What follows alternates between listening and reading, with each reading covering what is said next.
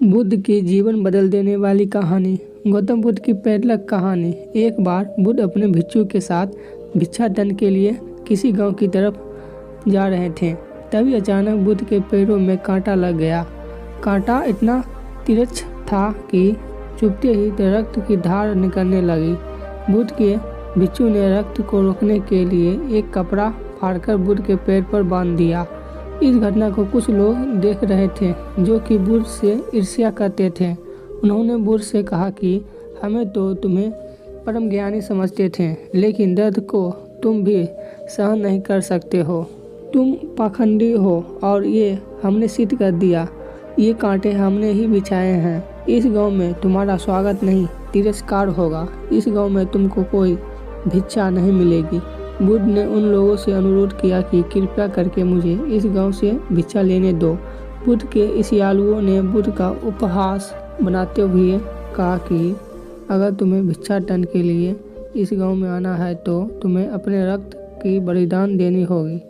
तुमको इस कांटे के रास्ते से गुजरना होगा। भगवान बुद्ध ने उनकी चुनौती को स्वीकार कर लिया और कांटे के रास्ते पर चलने के लिए अपने कदम बढ़ाने लगे। बुद्ध मुस्कुराते हुए कांटे पर चलने लगे। बुद्ध के साहस को देखकर गांव वाले चकित रह गए। कुछ लोगों की आंखें फटी की फटी रह गई।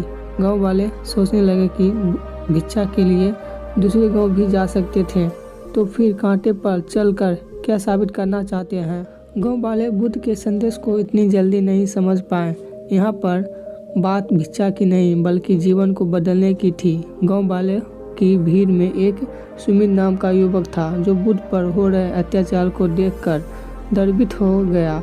सुमित दौड़कर गया और बुद्ध के पैरों के सामने से कांटे को हटाने लगा। बुद्ध के ईर्ष्यालु सुमित को रोकने लगे और गांव से दाना पानी न देने की धमकी देने लगे। सुमित ने किसी की ना सुनी और कांटों को हटाते हुए बोला, हे भगवान, आप इन मुट्ठी भर लोगों के अपने आप को कष्ट मत दीजिए। आप गांव में प्रवेश कीजिए। बहुत सारे लोग आपको भिक्षा देने के लिए ताछुर है। बुद्ध ने सुमित को अपने पास बुलाया और आशीर्वाद देने लगे। सुमित पीछे हट गया। हे भगवान, आप मुझे छूकर अपने आप को अपवित्र और दूषित ना करें। महात्मा बुद्ध ने कहा, तुम अपने आप को दूषित क्यों कहते हो? स्पर्श से कभी कोई भी दूषित नहीं होता है। मनुष्य तो लोभ, लालच, घृणा, ईर्ष्या से दूषित होता है। तुम्हारे अंदर तो प्रेम भरा है। तुम दूसरों का सुख चाहते हो। तुम तो पवित्र हो। बुद्ध के बोल सुनकर कुछ लोग बोले, तुम तो अपने आप को बड़े ज्ञानी कहते हो। तुमको जाति का कोई ज्ञान ही नहीं है। तुम पाखंडी हो। बुद्ध बड़े ही शांत स्वभाव से कहते हैं, मानव से मानव की मानवता छीनना पाखंडी की निशानी है। मुझे पाखंडी बोलकर यदि आपको संतोष मिलता है तो मेरे लिए दुख का कोई विषय नहीं है।